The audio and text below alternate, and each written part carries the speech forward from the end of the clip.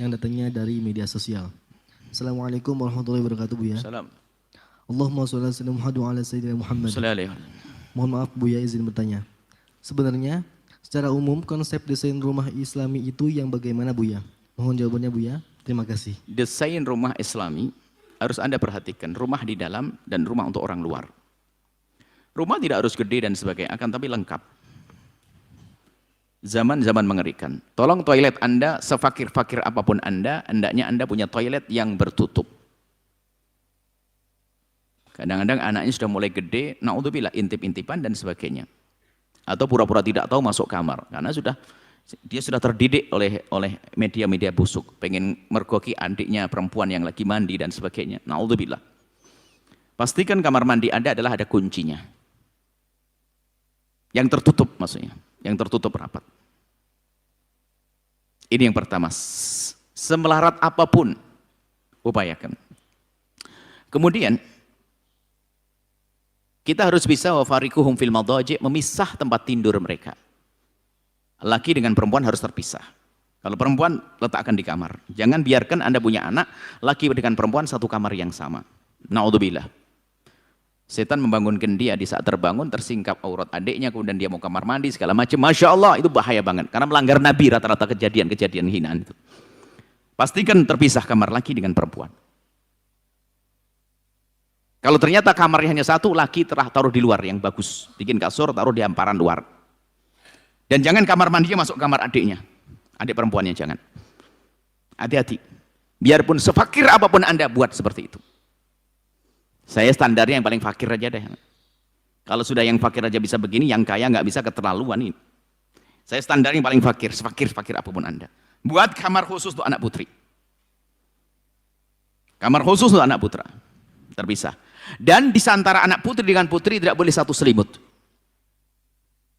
Nggak boleh selimutnya satu berduaan. Tidak. Itu Nabi ngajarkan begitu. Untung memang setiap anak ranjang beda-beda. Cuman mungkin perlu biaya besar. Tapi paling tidak terpisah, ada pemisah-pemisahnya. Itu ajaran Nabi SAW. Untuk kita pisah tempatnya. Baik. Kemudian, jika Anda termasuk golongan orang yang banyak didatangi tamu, pastikan bahasanya ada ruang tertentu yang menjaga kehormatan keluarga Anda. Biarpun itu hanya sekedar saung atau gubuk di luar, nemui tamu di situ. Mereka tidak sampai melihat anak perempuan kita. Kalau ada toilet kecil juga ada di depan situ. Sehingga mereka kalau pengen punya hajat nggak usah masuk. Kadang ada yang nakal pengen tahu keadaan dalam rumah pura-pura mau toilet. Padahal dia nggak pengen ke toilet. Memang akalnya akal busuk. Pura-pura ke rumah. Mohon maaf padahal hanya menglirik-lirik begitu. Seperti itu. Jadi paling penting itu Islami itu seperti itu. Pendidikan yang indah dalam Islam. Kemudian sebisa mungkin mohon maaf, kamar bapak ibu itu terpisah.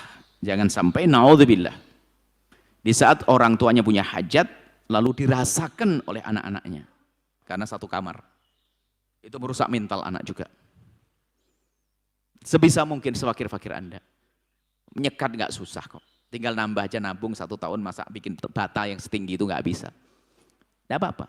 Sekecil apapun dirapikan. Itu adalah. Dan aurat. Di rumah Anda harus ada toilet.